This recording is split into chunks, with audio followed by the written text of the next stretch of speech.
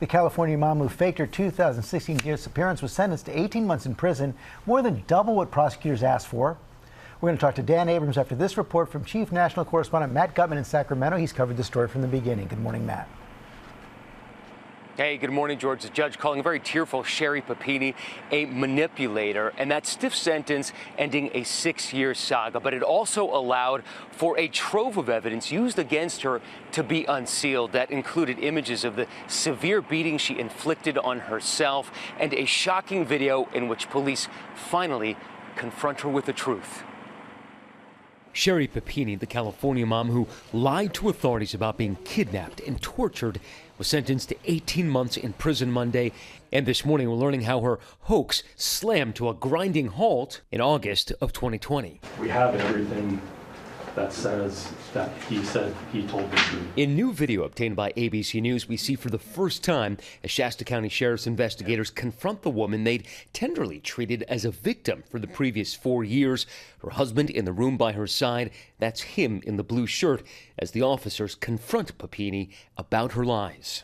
The reason why you can describe the room is because you stayed in the room in the dark for hours, for days on end. The reason why you lost so much weight is because you stopped eating. The reason why your nose was broke is because of a hockey stick.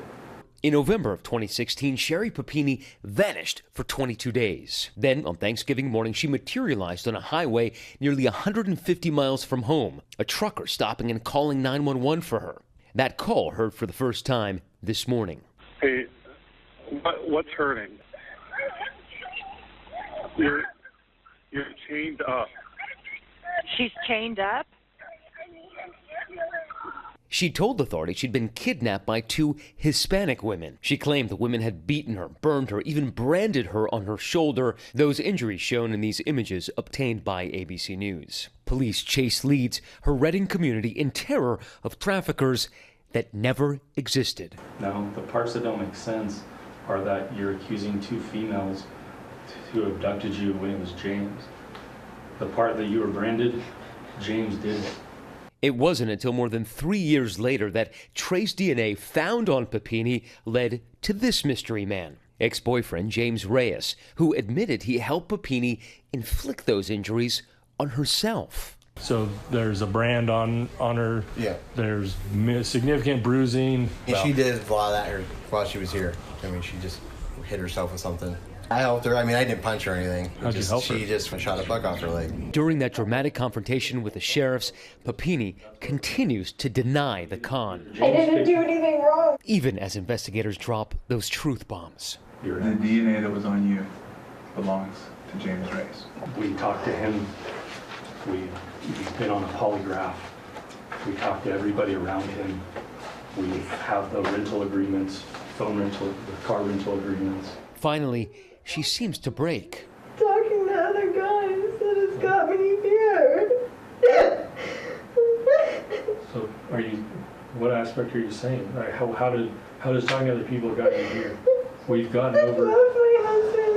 I made mistakes and I talked to other men. Until that moment, her husband had stood by her, tearfully describing her condition to me just days after her return in 2016. Her poor face. I got like nauseated just looking at her. The bruises were just intense. The bumps from, being hit and kicked and whatever else. But this interrogation seemingly shattering any illusion about her innocence. Obviously, you've heard the questions, so you've seen some of the photos. From my side, but now you're telling me, okay, you guys can go home now. Well, do you think I want her anywhere around my kids or around me at all at this point?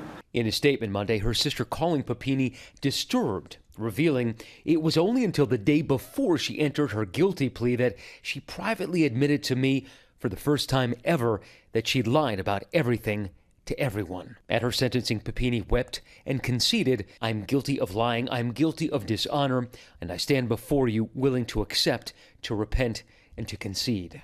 The judge noting tersely, people don't like to be conned. Now, Keith has filed for divorce from Sherri. In a statement, he said he's doing everything he can to provide a normal and healthy life for his children. Now, Sherri still has to pay over $300,000 in restitution. As for life after prison for her, her attorney talked about a new Sherri. The judge wasn't so sure. Guys.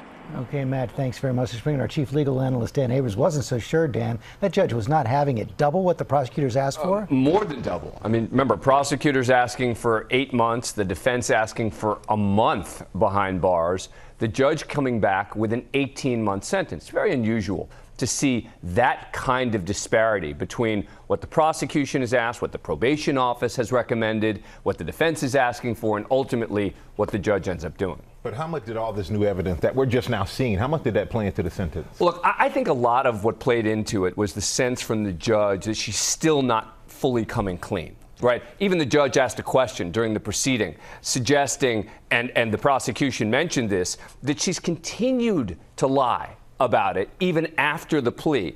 And I think that's the sort of thing that'll really rankle a judge, is when you're pleading guilty, you're supposedly accepting responsibility for what happened, and then yet in other places, with friends or family or whoever else it is, you're continuing to claim that it didn't happen the way that you're saying in court. So looking ahead then, what do you think? Is she likely to serve all 18 months? So under the federal system, probably 85% of that. So you're talking about serving real time here in connection with this.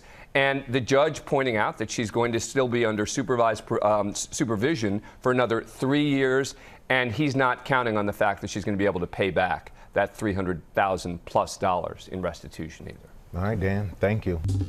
Well, hey there, GMA fans. Robin Roberts here. Thanks for checking out our YouTube channel. Lots of great stuff here. So go on, click the subscribe button right over here to get more of awesome videos and content from GMA every day, anytime. We thank you for watching, and we'll see you in the morning on GMA.